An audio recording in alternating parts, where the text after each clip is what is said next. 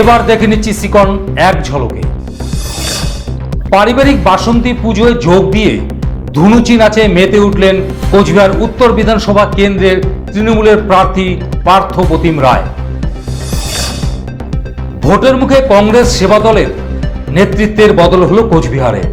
নতুন দায়িত্ব পেলেন শাহিন ইসলাম।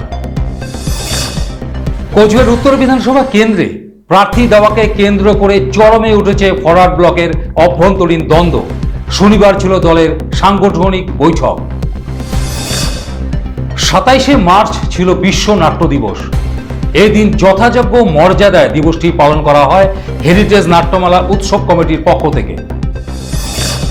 বাসন্তী পূজার হীরক জয়ন্তী বর্ষে বিজয়া দশমীর মেলা অনুষ্ঠিত হবে সুখধনেরকুটি দক্ষিণ সোনারপুর এলাকায়। চলছে তারই জোর প্রস্তুতি।